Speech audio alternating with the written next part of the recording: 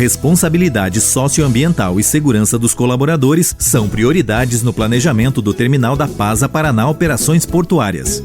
Terminal atua com prioridade às normas ambientais e de segurança em suas atividades, itens como gestão do PGRS, plano de gerenciamento de resíduos sólidos, coleta seletiva, controle de pragas e roedores, limpeza geral de suas áreas de operação e projetos socioambientais, como o Horta Comunitária, realizado na Escola Municipal Randolfo Arzua, são destaques das ações ambientais da PASA no litoral. A empresa tem como principal pilar a capacitação constante de seus colaboradores em diversas áreas, priorizando itens como segurança das equipes e socioambiental, mantendo também em sua estrutura uma brigada de emergência altamente capacitada, obtendo os melhores e mais eficazes equipamentos. PASA Paraná Operações Portuárias S.A. é sustentabilidade aliada com alta tecnologia em infraestrutura portuária.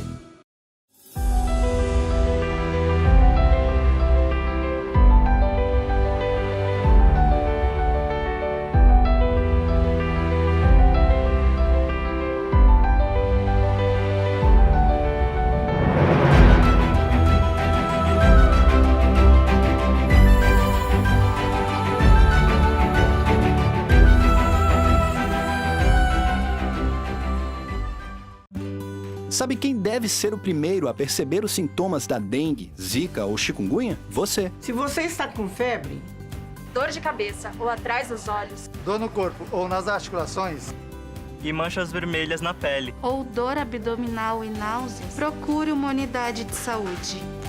Prestar atenção nos sintomas é com você, comigo, com todo mundo. Dengue, zika e chikungunya são doenças graves e podem até matar. Ministério da Saúde, Governo Federal.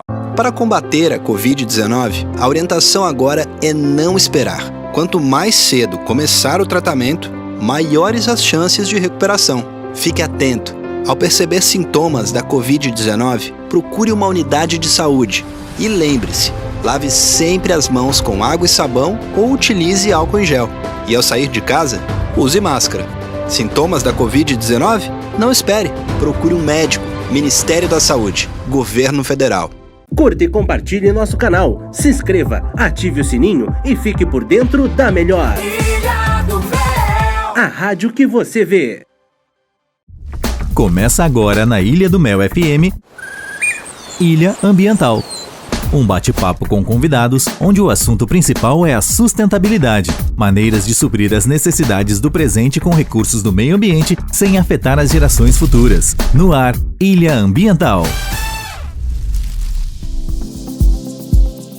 Olá, você que está acompanhando mais um Ilha Ambiental. Eu sou o Flávio Petrui e sempre na abertura do programa falo a importância do Ilha Ambiental. O que é o Ilha Ambiental? Bom, é um programa aqui da Ilha do Mel FM que tem como missão trazer informações aqui da Baía de Paranaguá relativas ao nosso ecossistema, à preservação, conhecimento e principalmente a motivação para que nós possamos sempre preservar a natureza. Então, vem comigo, porque a missão do Ilha Ambiental é vislumbrar o futuro com consciência. O porquê do Ilha Ambiental, você que está acompanhando deve estar se perguntando. O Ilha Ambiental tem um motivo muito sério: trazer informação e principalmente fomentar a discussão com relação à preservação aqui na nossa região. A gente preserva aquilo que a gente entende. Então, aqui no Ilha Ambiental, o porquê é a resposta justamente a essa pergunta. Qual é a motivação? Trazer a você melhoria para a nossa condição social, econômica e principalmente sustentabilidade. Isso é importante aqui para o Ilha Ambiental. PASA Paraná Operações Portuárias S.A. Situada em Paranaguá e estando em constante evolução, é o primeiro terminal especializado no embarque de açúcar a granel da região sul do país. E mais uma vez, inova em sua infraestrutura, agregando cada vez mais tecnologia e eficiência em suas operações. Implantado em 2002, o primeiro armazém possui capacidade de 54 mil toneladas. Em em 2005, com a construção do segundo armazém com 120 mil toneladas, a PASA triplicou sua capacidade de armazenamento, passando para 174 mil toneladas.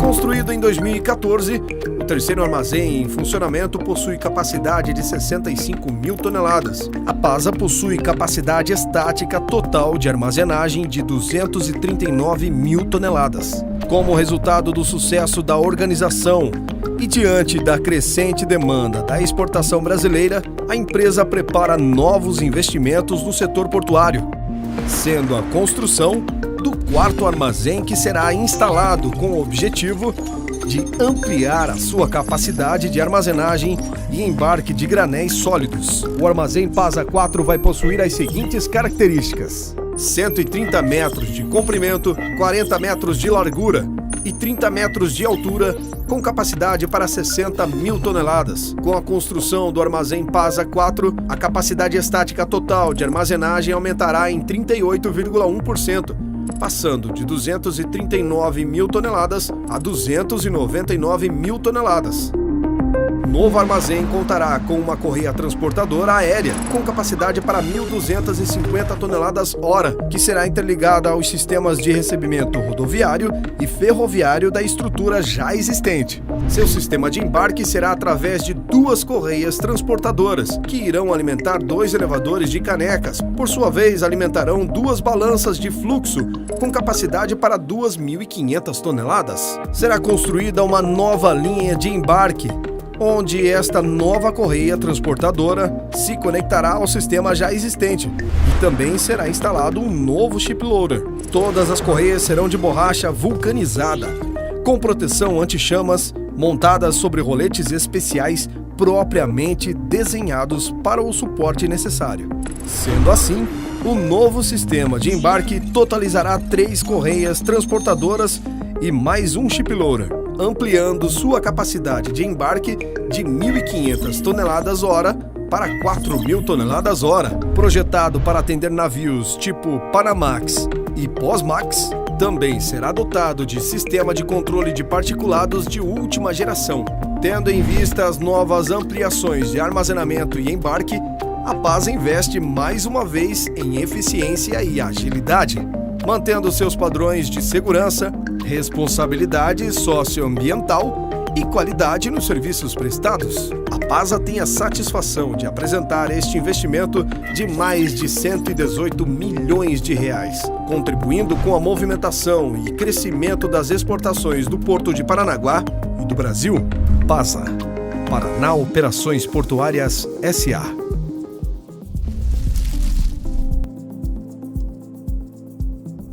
A Associação das Empresas Cerealistas do Paraná se reuniu com o grupo de trabalho do Plano Estadual Ferroviário para discutir sobre a execução do projeto da nova Ferroeste. O projeto vai ligar o Porto de Paranaguá a Maracaju, no Mato Grosso do Sul, por trilhos. Vamos conferir. O setor produtivo de grãos pode ganhar novo fôlego com a execução do projeto da nova Ferroeste. Essa é a aposta da diretoria da Associação das Empresas Cerealistas do Paraná, a ACEPAR, que esteve reunida nesta quinta-feira com parte da equipe do Grupo de Trabalho do Plano Estadual Ferroviário. O presidente da entidade, Alberto Araújo, entregou ao coordenador do Plano Estadual Ferroviário, Luiz Henrique Fagundes, uma carta de apoio ao projeto. A nova Ferroeste é um projeto do governo do Paraná que vai ligar o Porto de Paranaguá a Maracaju, no Mato Grosso do Sul, por trilhos. Ao todo vão ser 1.304 quilômetros que vão cortar o oeste do Paraná, celeiro da produção de grãos. Um ramal entre Cascavel e Foz do Iguaçu vai permitir a captação de carga do Paraguai e da Argentina. Outra ligação de Cascavel com Chapecó, em Santa Catarina, está em fase de estudos.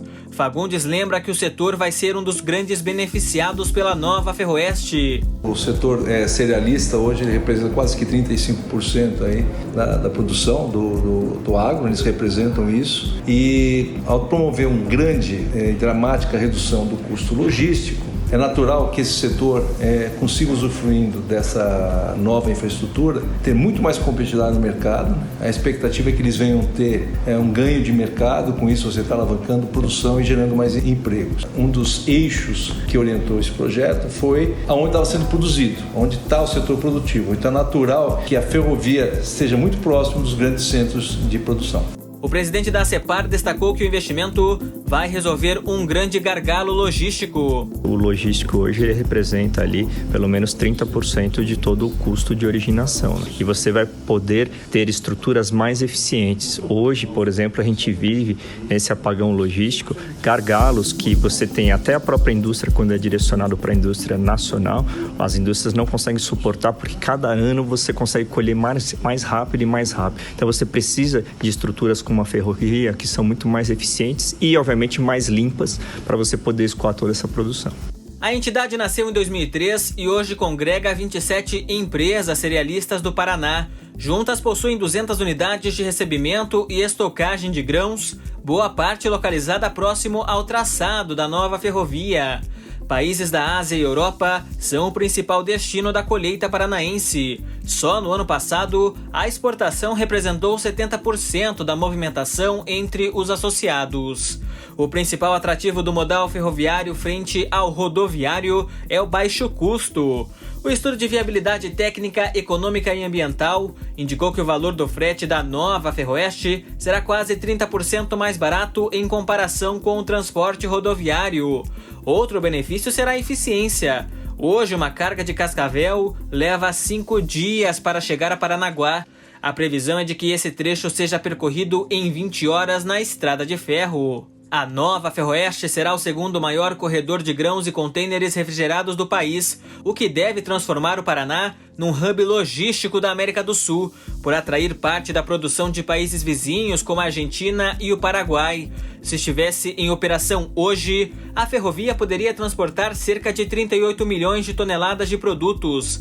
26 milhões de toneladas seguiriam diretamente para o porto de Paranaguá. O projeto está no processo de obtenção da licença prévia ambiental junto ao IBAMA. As audiências públicas vão ter início no mês de abril. O projeto deve ir a leilão na Bolsa de Valores de São Paulo no segundo semestre. O investimento é de quase 30 bilhões de reais. A empresa, o consórcio vencedor, fará a obra e poderá explorar a ferrovia por 70 anos. Repórter Felipe Salles.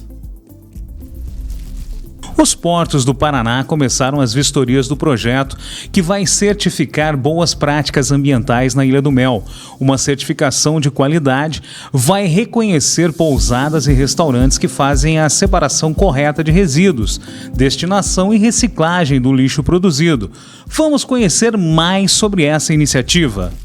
Pousadas e restaurantes da Ilha do Mel, que fazem a coleta seletiva e a destinação correta do lixo, se preparam para receber um selo de qualidade. As vistorias começaram na terça-feira por um comitê que reúne equipes da Porto Paraná, da Prefeitura de Paranaguá e moradores. O Selo Verde é uma iniciativa para proteger o meio ambiente e as belezas naturais de um dos destinos paranaenses mais procurados por turistas do mundo todo. Os estabelecimentos interessados em receber o selo se inscreveram no projeto e são certificados pelo período de 1 ano. Pedro Cordeiro, coordenador de sustentabilidade da Portos do Paraná, destacou que esse selo foi criado para ser um diferencial na imagem dessas empresas. A gente está procurando valorizar os estabelecimentos e as pessoas que fazem a adequada segregação para a posterior destinação do resíduo entre reciclável, orgânico, valorizando também quem faz técnicas como compostagem. Então a ideia é estabelecer alguns critérios e criar um selo verde para os estabelecimentos que estão fazendo a gestão adequada dos seus resíduos. Depois esses estabelecimentos vão ser valorizados e promovidos, né, e o turista incentivado a estar consumindo nesses estabelecimentos que possuem o selo verde da Ilha do Mel. Carla Simone Felipe, que mora há 20 anos na Ilha do Mel e é proprietária da pousada Recanto das Flores, foi a primeira a inscrever o estabelecimento dela no projeto. Eu acho isso essencial para a gente cuidar da nossa ilha. Então eu achei a ideia interessante, acho que a pousada vai ganhar com isso também, porque vai estar fazendo a sua parte, né, no meio ambiente. O empresário Rodrigo Guimarães Kleina, da pousada Morada das Flores, acredita que ter o selo verde mostra que o estabelecimento cuida do meio ambiente. Cada vez mais as pessoas estão se preocupando com isso, né? Então, quanto mais a gente se esforçar para as pessoas terem essa noção que tem esse cuidado, eu acho que também gera esse próprio cuidado do meio ambiente com as pessoas que estão vindo, né? E aí tem pessoas que estão buscando hoje em dia esse turismo verde, né? Com cuidado maior com a natureza. Nesse primeiro ano, são 3 os critérios exigidos para que o estabelecimento possa ter o selo verde: possuir lixeira ou espaço para descarte de resíduos dentro do terreno, acessível aos coletores e inacessível aos animais, separar os resíduos nas categorias corretas e acondicionar nos sacos indicados, e ter recebido a visita do projeto Compostar para Cultivar, para conhecer e aprender os benefícios da compostagem e, se viável, começar a praticá-la. Repórter Gustavo Vaz. O litoral do Paraná tem inúmeras espécies de aves nas ilhas e no continente. A bióloga especialista em educação ambiental e mestre em sistemas costeiros e oceânicos pela UFPR, Fernanda Felisbino, criou o Instagram @avesdeparanaguá para fazer o registro fotográfico de muitas dessas espécies que encontramos na região. Hoje vamos saber mais sobre o trabalho da bióloga e sobre as aves que acabam colorindo o céu do nosso litoral. Bom, Fernanda, bem-vinda ao Ilha Ambiental. Para começar, gostaria que explicasse para a gente como começou esse trabalho de fotografar as aves em Paranaguá. No início, você imaginava encontrar tantas espécies diferentes? O que você descobriu de mais interessante aqui?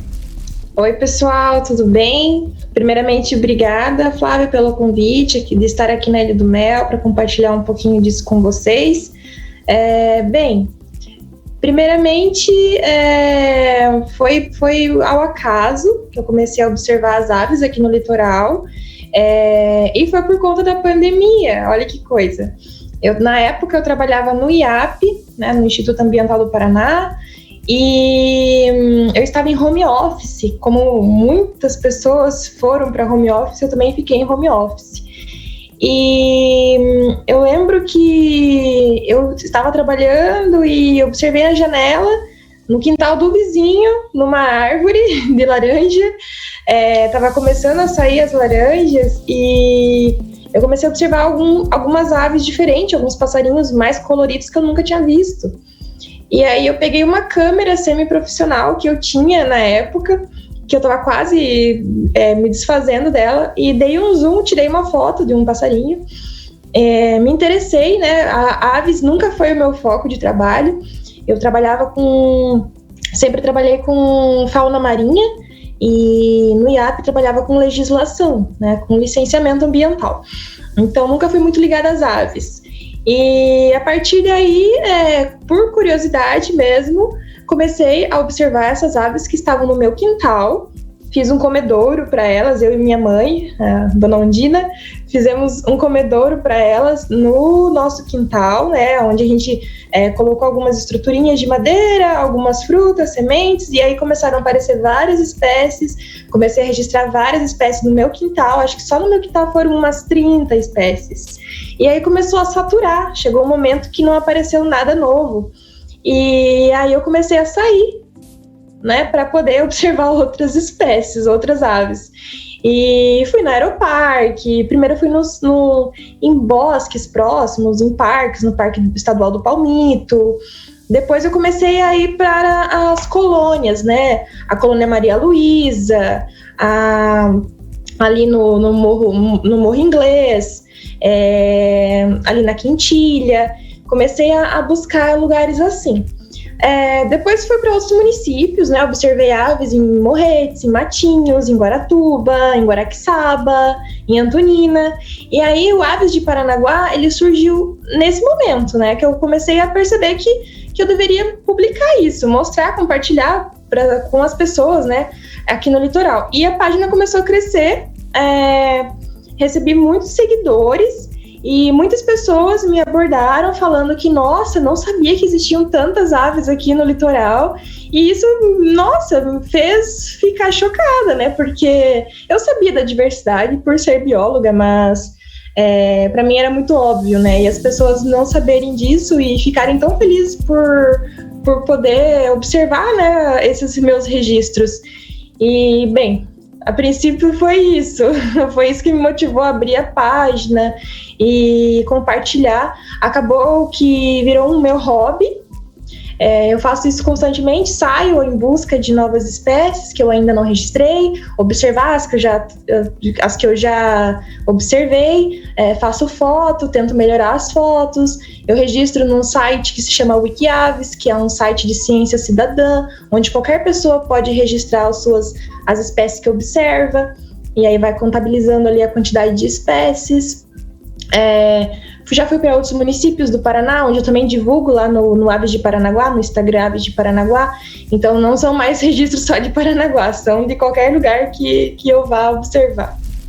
Bom, Fernanda, quais espécies de aves são encontradas com mais frequência aqui? Aqui no litoral é muito fácil a gente observar as gralhas azuis, né? E os periquitos rico, que são periquitinhos verdes, que são super comuns a gente ouvir eles. A gente ouve muito. Então, assim, se você sabe que é a primeira vez, se você reconhece, qualquer momento que eles saem em bando, sobrevoando a cidade, é possível usar, periquito rico, porque eles sempre estão gralhando muito, eles fazem maior barulheira. Em Paranaguá tem muito, o tempo inteiro, o dia inteiro você ouve o periquito rico, né? Mas aí cabe de você identificar, saber a primeira vez que é o periquito rico, e aí você começa a ouvir que realmente tem muito periquito rico. Então, os periquitos, canário da terra, a gente tem muito aqui na região, gralha azul, muito. A gente também tem uma importantíssima população de papagaio da cara roxa, que estava ameaçado de extinção, né? Hoje ele não está tão ameaçado, ele é ainda considerado vulnerável, mas não tanto quanto antigamente. Então, a gente, no nosso litoral, aqui, principalmente em Guaraxaba, na Ilha do Mel, também tem bastante papagaio da cara roxa. É um importantíssimo ambiente desses animais, né?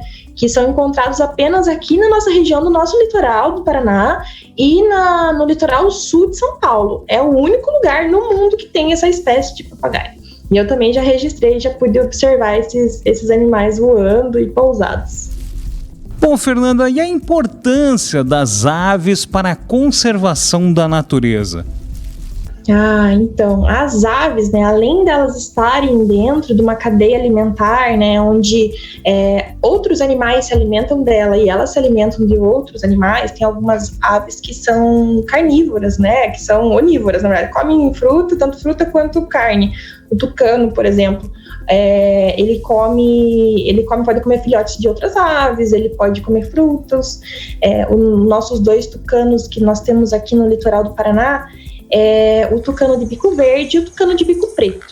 Às vezes pode acontecer da gente observar um tucano azul, que é um tucano que não é daqui, que é aquele mais comum, preto com bico laranja, mas ele não é daqui, ele foi inserido aqui acidentalmente e está vivendo e sobrevoando o nosso litoral, mas ele não é morador daqui, residente, ele é um visitante, muitas vezes até indesejável, né, porque ele acaba alterando um pouquinho o ecossistema.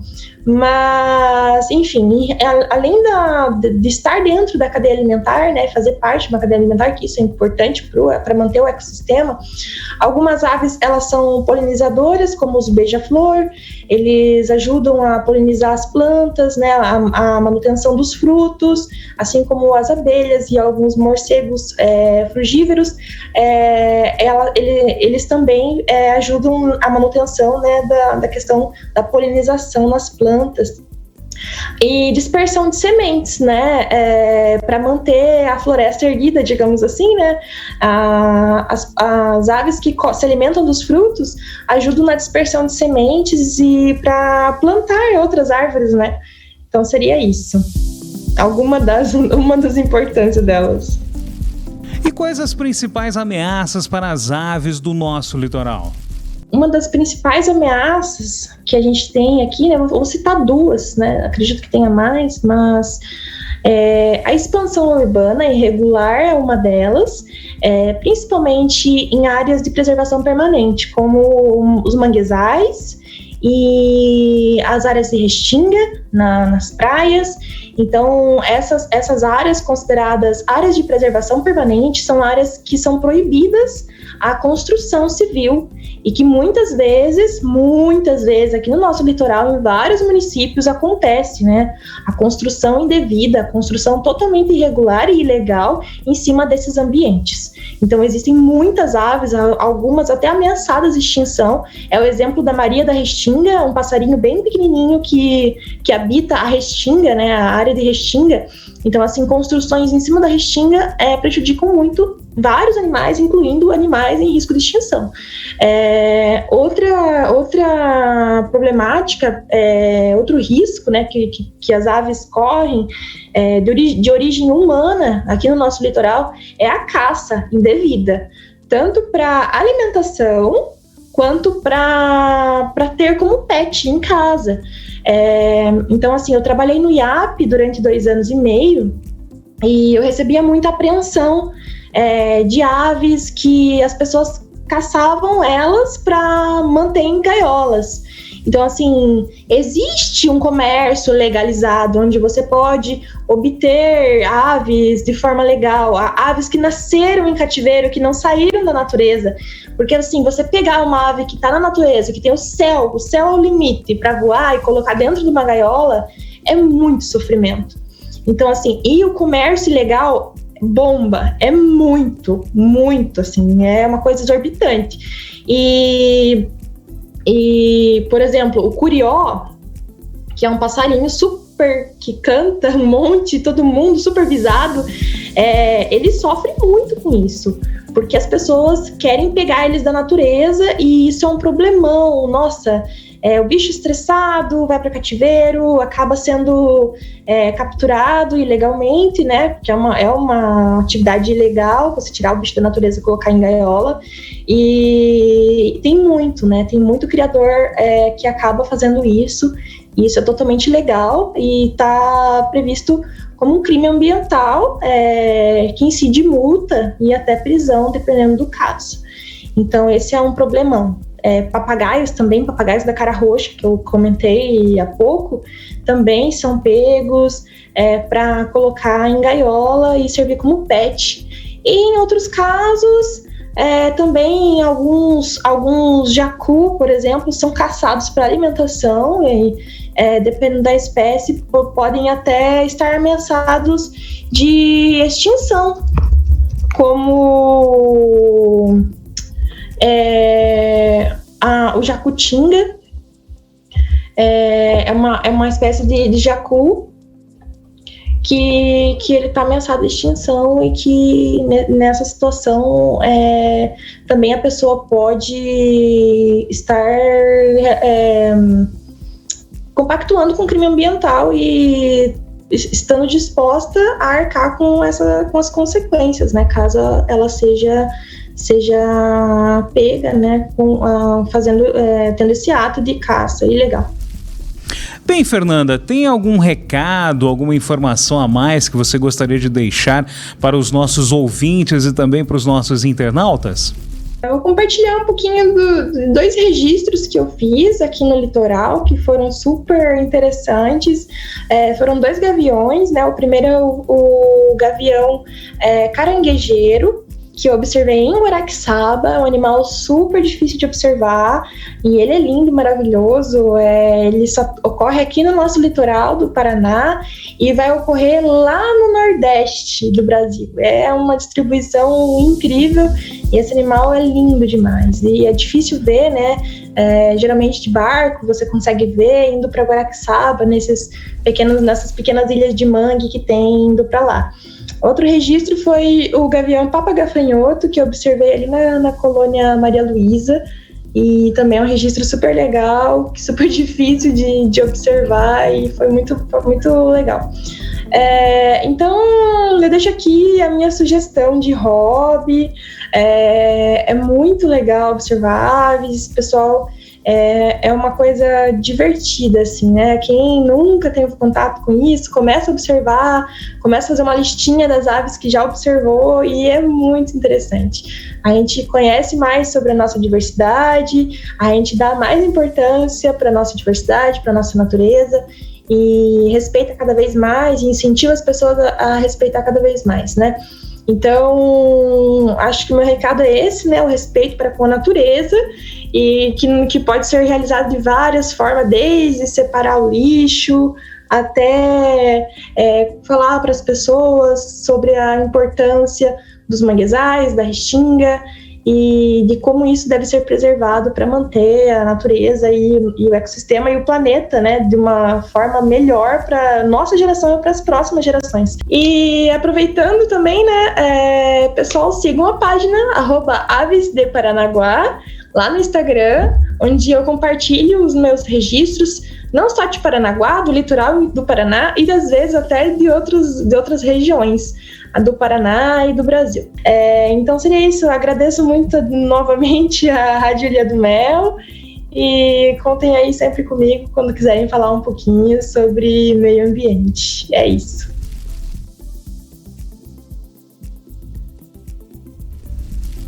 O projeto Rio Vivo do governo do estado atingiu a marca de 1.760.000 peixes nativos soltos na bacia hidrográfica do Paraná. O número foi alcançado no último fim de semana, com a soltura de 230.000 unidades nos rios Piquiri e Ivaí. As Secretarias do Desenvolvimento Sustentável e do Turismo, responsável pelo projeto, adquiriu 2.600.000 peixes nativos e, além da quantidade que já repovoava rios do estado, outros 840.000 serão incorporados à fauna aquática até o fim deste ano. Os eventos de soltura de peixes nativos têm a participação da sociedade civil, especialmente de estudantes e pessoas da terceira idade, e são acompanhados de plantio de árvores nativas nas margens dos rios. O Rio Vivo também apoia torneios de pesca em que os participantes, além de soltar peixes e plantar árvores, recolhem os resíduos sólidos das águas. Nesta semana, o CIMEPAR, Sistema de Tecnologia e Monitoramento Ambiental do Paraná, lançou um projeto para a melhoria do relacionamento com as emissoras de rádio do Paraná, o CIMEPAR Informa. Ao longo de 4 meses, os meteorologistas do órgão se capacitaram e se prepararam para ofertar a melhor mensagem de previsão do tempo diária, isso de acordo com os conhecimentos técnicos em pesquisas e análises climáticas por todo o estado do Paraná. O objetivo é ofertar sonoras de qualidade para as rádios informarem seus ouvintes com material com mais clareza e maior qualidade, de acordo com a premissa de transparência do governo do estado através do CIMEPAR. O CIMEPAR Informa é disponibilizado todos os dias para as emissoras de rádio até às 6 horas da manhã, através do aplicativo WhatsApp. Também é postado ainda pela manhã na conta do Spotify do CIMEPAR e nas redes sociais da instituição. Bom, o programa Ilha Ambiental dá um tempo e volta daqui a pouquinho, logo após os nossos apoiadores. Estamos apresentando Ilha Ambiental. Responsabilidade socioambiental e segurança dos colaboradores são prioridades no planejamento do Terminal da Pasa Paraná Operações Portuárias. Terminal atua com prioridade às normas ambientais e de segurança em suas atividades, itens como gestão do PGRS, Plano de Gerenciamento de Resíduos Sólidos, coleta seletiva, controle de pragas e roedores, limpeza geral de suas áreas de operação e projetos socioambientais, como o Horta Comunitária, realizado na Escola Municipal Randolfo Arzua, são destaques das ações ambientais da PASA no litoral. A empresa tem como principal pilar a capacitação constante de seus colaboradores em diversas áreas, priorizando itens como segurança das equipes e socioambiental, mantendo também em sua estrutura uma brigada de emergência altamente capacitada, obtendo os melhores e mais eficazes equipamentos. PASA Paraná Operações Portuárias S.A. é sustentabilidade aliada com alta tecnologia em infraestrutura portuária.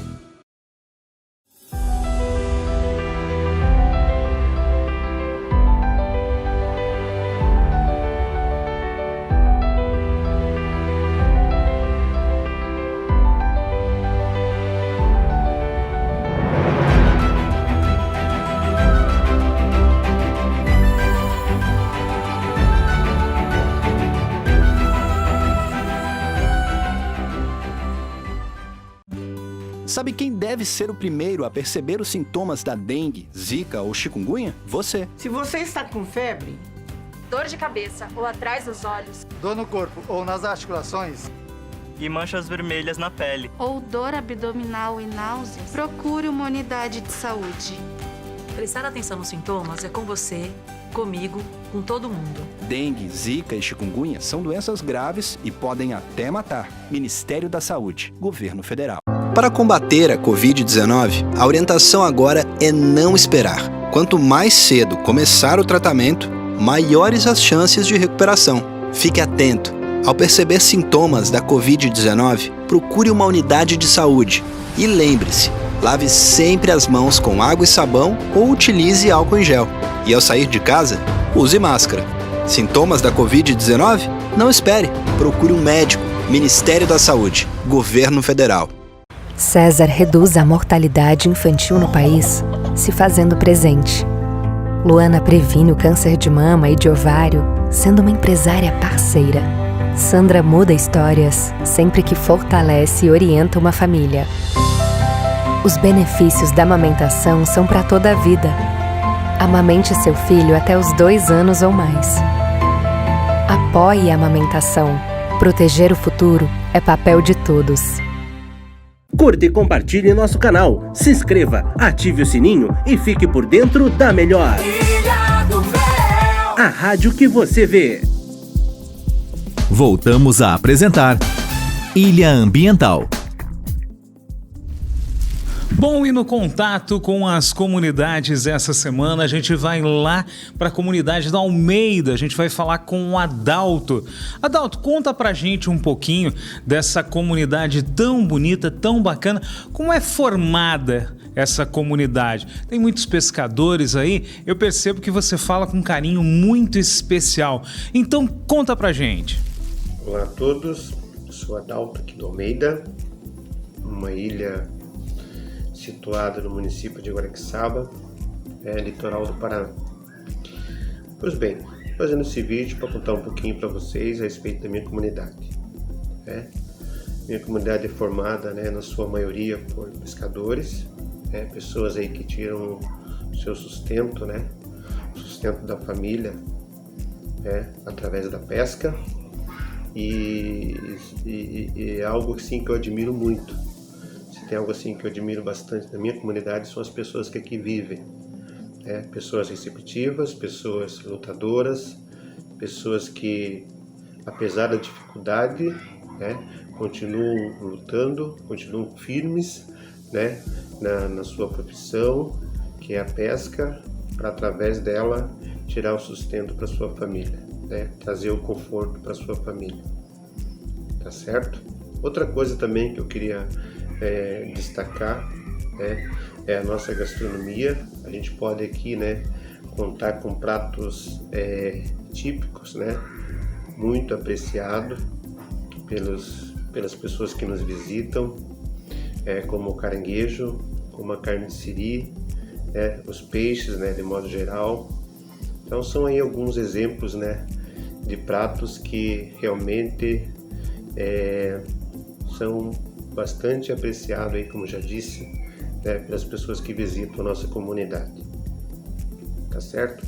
Também gostaria de comentar um pouquinho com vocês uns trabalhos que temos desenvolvido na escola, voltado assim para o meio ambiente, onde a gente consegue, através desses projetos, desse trabalho, passar informações, passar o conhecimento para nossas crianças, para que eles futuramente sejam, aí cidadãos que possam estar com esse olhar aí voltado ao cuidado do meio ambiente. Bom, nós temos um projeto chamado Eco Ilha, onde a gente recicla óleo de cozinha para fazer sabão. Então ali a gente está desenvolvendo esse projeto, está muito contente com o resultado, onde através desse projeto a gente evita que esse óleo seja jogado no meio ambiente. E ao fazer o sabão, esse sabão depois de pronto retorna para a família, onde também pode aí melhorar, um pouquinho aí ajudar, a não ter despesa em casa, não precisar comprar esse sabão, e sim ter aí através desse óleo, desse óleo reciclado, da transformação do sabão, para que ele possa ter em casa mais esse produto aí de limpeza, tá certo? Também falar um pouquinho da nossa horta escolar que temos ali, uma horta bem grande, onde as crianças também aprendem a gostar de plantar, a cultivar as plantas, a cuidar das plantas e assim futuramente usufruir de uma alimentação saudável, uma alimentação aí nutritiva, né? Onde vai fazer bem para a sua saúde se alimentando dessa forma, tá certo?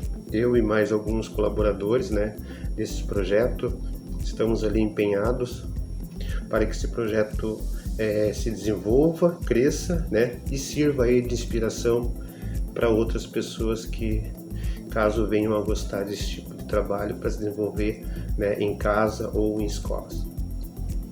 Certo? Um abraço a todos, agradeço aí pelo convite e até.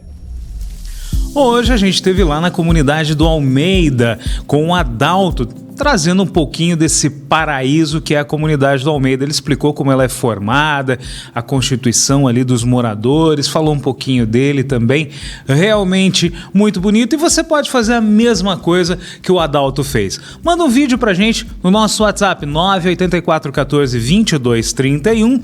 O celular tem que estar deitado, você pode mandar um relato sobre a sua comunidade, falando por que ela é bonita, por que você gosta, contando a história da sua família. Você é muito bem-vindo aqui no Ilha Ambiental. Semana que vem tem mais contato com as comunidades. Até lá! Na nossa sugestão de vídeos dessa semana, o Ilha Ambiental te convida a descobrir o que acontece depois de queimadas de grandes proporções por meio do documentário A História Depois do Fogo. O vídeo, produzido pela Fundação Grupo Boticário de Proteção à Natureza, mostra o trabalho de engenheiros florestais, biólogos e outros pesquisadores. O objetivo do trabalho é mensurar as consequências desse fogo não natural na fauna e na flora da Reserva Natural Serra do Tombador, no interior de Goiás, uma área natural mantida pela Fundação Boticário no Cerrado Brasileiro. Vamos acompanhar.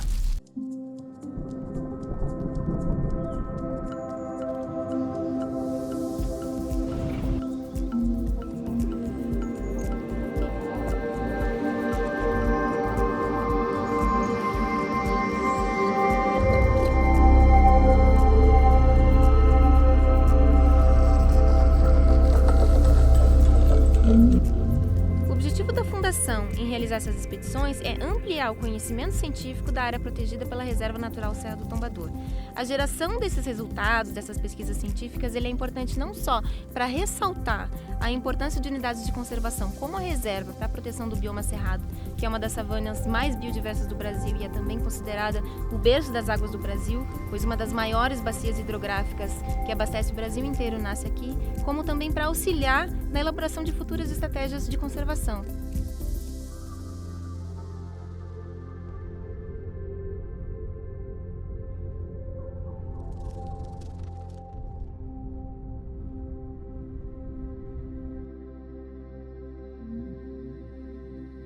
Graças a alguns milhões de anos de evolução sobre a influência do fogo, a vegetação do cerrado, principalmente a vegetação herbácea, apresenta rápido poder de recuperação após um incêndio. Diversos estudos apontam, inclusive, que o fogo é essencial para manter a biodiversidade do cerrado. Apesar disso, o fogo em grandes proporções e em épocas de clima seco pode se tornar incontrolável e causar sérios danos para a biodiversidade, saúde humana e economia. O número de queimadas no Brasil bateu recorde em 2017 e afetou diversas áreas naturais. Só no bioma cerrado, 75% das unidades de conservação foram afetadas.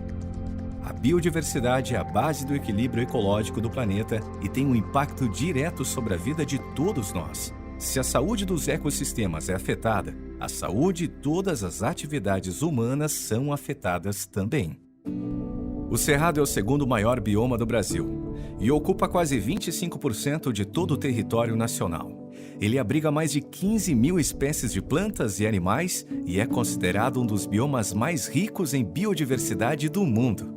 Só para se ter uma ideia dessa preciosidade, Cerca de 40% das espécies de plantas encontradas no Cerrado são endêmicas, ou seja, não são encontradas em nenhum outro lugar do mundo.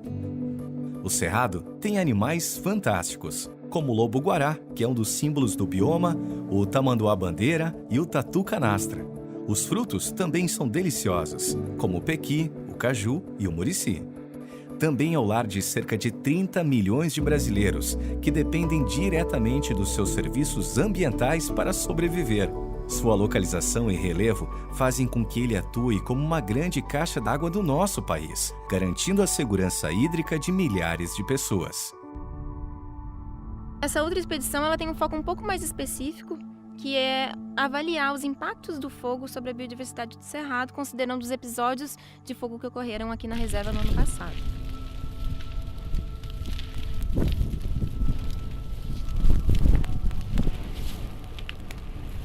Para isso, nós selecionamos grupos de fauna específicos, que respondem mais rapidamente a distúrbios ambientais como esse. O primeiro deles é a herpetofauna, que seriam répteis e anfíbios, que pelo fato de dependerem de ambientes úmidos, tanto para viver quanto para se reproduzir, são os primeiros a sofrerem com distúrbios como esse.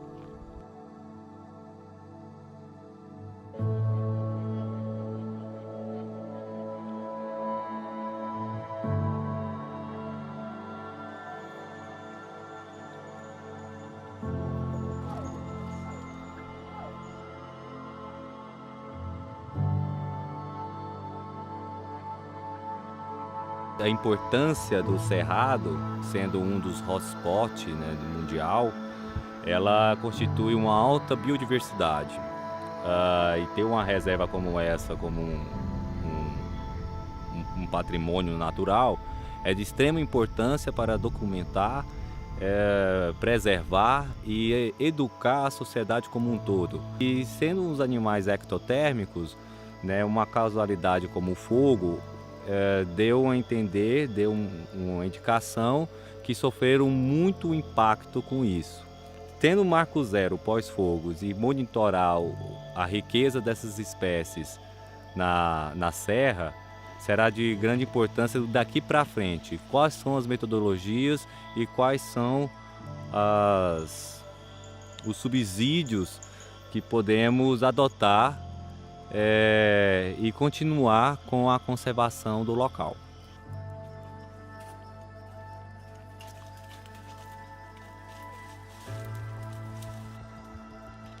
É instalar um gravador, né? Trabalho com bioacústica. Esse gravador ele é automatizado, programado para gravar sozinho à medida que as horas foram passando, certo? Programei para gravar em 24 horas, né? Ao longo do dia, 5 minutos por hora. Então, quando chegar o momento, por exemplo, dia 23 de fevereiro de 2018, às 17 horas, ele vai começar a gravar o som em geral. Ele vai captar aves, anfíbios, cigarras, grilos, o que tiver fazendo o som, ele vai captar, certo? E eu coloco junto com o gravador um datalog, que tem a função de mensurar a temperatura e a umidade do ar. Esses dados serão fundamentais para poder interpretar o que o ambiente está influenciando nesses indivíduos. Outro grupo estudado são os pequenos mamíferos não voadores, que por serem animais pequenos e por terem uma área de vida mais restrita, também não conseguem percorrer longas distâncias e fugir, né, quando o fogo passa. Então, também sofrem um impacto bem grande, né, quando há eventos como esse.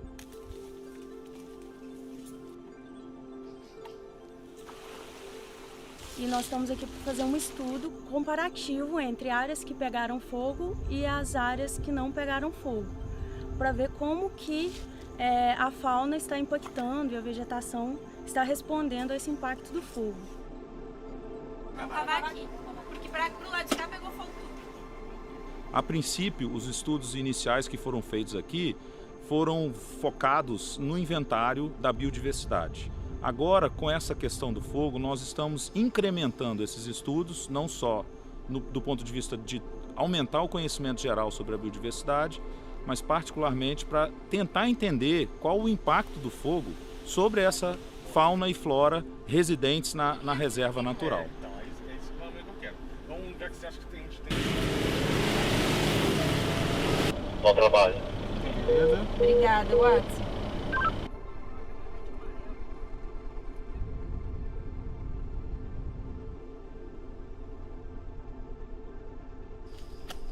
Pegou o jeito, agora tu gostou.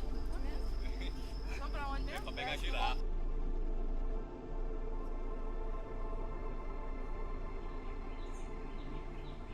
A gente faz o registro também desses animais utilizando de uma tecnologia bem interessante que são as camera traps, ou conhecidas também como armadilhas fotográficas. O nome já diz tudo, ela faz o registro fotográfico das espécies que estão presentes ali na área.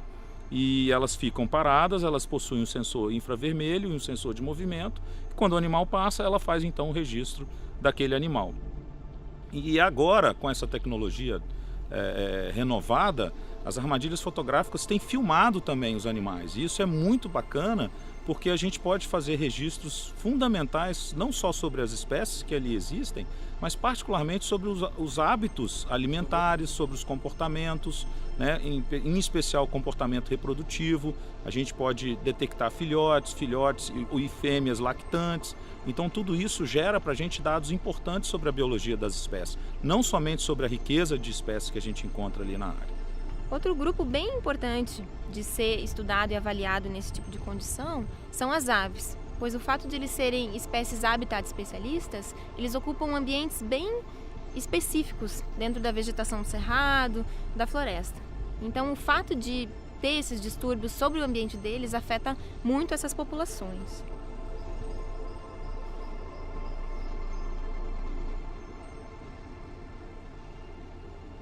A gente está aqui para poder fazer uma comparação das áreas queimadas e não queimadas. Então a gente está fazendo o levantamento da avifauna primeiramente nas áreas queimadas e posteriormente vamos fazer nas áreas não queimadas para poder cruzar esses dados para saber se as espécies que estão sendo encontradas nas áreas não queimadas, se elas realmente vão estar nessas áreas queimadas. A técnica que a gente está utilizando aqui para fazer o levantamento da avifauna é geralmente transectos, né, e a técnica do playback, que a gente usa o gravador com o direcional para poder estar gravando os bichos e posteriormente reproduzindo o som delas, ou então posteriormente identificação depois. E por último, as formigas, pois a compreensão da flutuação populacional de algumas espécies de formigas ajuda a gente a compreender em longo prazo como que o ambiente está restabelecendo esse equilíbrio ecológico.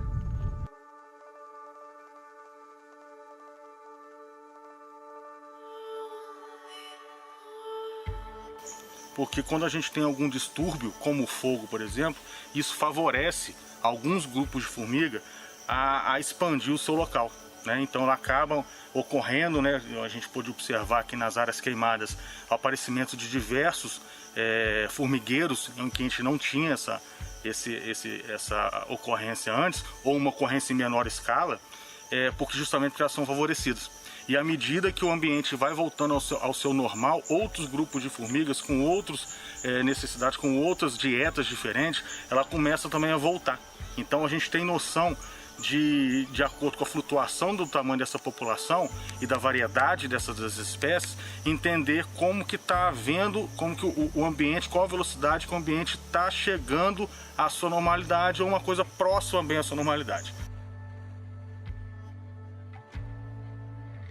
Além disso, nós temos uma equipe de especialistas em flora que estão realizando um inventário de vegetação em áreas impactadas e não impactadas pelo fogo, que, combinado com os resultados dos outros grupos de fauna que estão sendo estudados aqui, vão auxiliar na consolidação de um marco zero, para que a gente possa monitorar como que está ocorrendo o restabelecimento desse ambiente, do equilíbrio ecológico da Reserva Natural Serra do Tombador em longo prazo. A folha ali, Felipe, ela é uma folha digitada, tá vendo? Lembra da mão. A embaúba é uma folha bilobada, o limbo é inteiro recortado, né? Então o nosso objetivo aqui é estar fazendo um inventário, né? Primeiramente, fazendo um inventário da flora da área queimada inventário da flora da área não queimada. E pegando parte do cerrado, pegando parte da floresta estacional semidecidual que nós temos aqui, para ver e tentar entender o que está acontecendo com essa regeneração. Nosso grande objetivo com essa análise é conseguir fazer alguma intervenção antes que a gente tenha um problema mais sério, como algumas áreas que a gente observou em que depois da passagem de um fogo, foi um fogo mais antigo, nós tivemos a dominância de liana e em outras áreas dominância de bambu, né?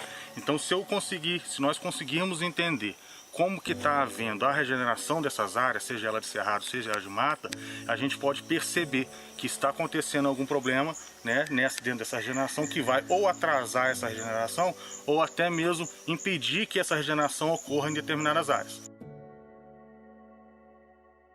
E a nossa ideia é estar criando uma modelagem espaço-temporal também do risco de incêndio aqui dentro da reserva, né? Então, espacialmente, a gente estaria utilizando as informações ambientais, como cobertura vegetal, né, como inclinação do terreno, a exposição da vertente, que isso é muito importante. A gente tem algumas exposições, como a exposição norte e oeste, são as exposições mais quentes e mais secas, né? Então, são as exposições em que a gente tem um maior risco, a vegetação também se encontra mais seca nesses locais. Então, é onde o fogo tem condição de se alastrar de uma maneira mais fácil e mais rápida. Enquanto as exposições sul, as exposições leste, ela tende a ser mais fria e mais úmida.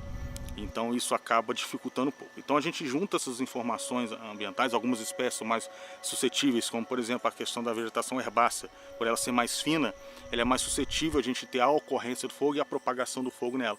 A vegetação florestal já é uma vegetação, é um sistema mais úmido. Então o fogo entra nela, mas ele diminui a velocidade dele. Ele tende a fazer uma queima mais, uma intensidade de um fogo menor, uma velocidade de propagação menor. Então, juntando essas informações ambientais, a gente consegue ter criar um mapa para a reserva da suscetibilidade à ocorrência de incêndio, né? Então, em cima desse mapa de suscetibilidade à ocorrência de incêndio, a gente tem condições de vir construindo a nossa infraestrutura para estar prevenindo, né? Fazendo um trabalho de prevenção. Caso a gente tenha uma ocorrência, a gente, por exemplo, que não tem jeito, isso é impossível a gente estar eliminando 100% o fogo, que ultrapassa as questões ambientais, começa a entrar também em questões sociológicas, em que a gente tem sempre o risco. Mas a gente consegue fazer que a gente tenha um menor risco dele se propagar numa área tão grande. Então a gente, entendendo qual que é a espacialização dessa suscetibilidade às ocorrências, a gente cria uma estrutura para conter esse fogo de uma maneira mais eficiente. Além disso, a gente tem condições também, que nós temos uma estação meteorológica aqui, de estar criando um modelo matemático de previsão do risco de incêndio, né? Previsão da ocorrência. A gente prevê o risco. Então a gente vai ter dias de risco nulo, né? Meteorologicamente, a gente tem condições de estabelecer dias de risco nulo. E vamos ter condições também de estabelecer dias de risco altíssimo. Então, nesses dias de risco altíssimo, a gente mudar a rotina da vigilância, né? Começar a ter uma vigilância já vamos ter as áreas de maior risco e vamos também ter os dias de maior risco. A gente consegue então estar estabelecendo uma maneira mais eficiente a vigilância dos focos para tentar pegar ele antes que se dispare, antes que ele se torne quase que impossível de estar se apagando. Compreender os padrões ecológicos de espécies de fauna e flora mais sensíveis ao fogo é crucial para a conservação dessas espécies e de todo o ecossistema em que elas estão inseridas. A natureza é o maior legado da humanidade. Conhecer a biodiversidade e as formas de protegê-la é o que vai garantir que esse legado permaneça protegido como um presente para essa e para as próximas gerações.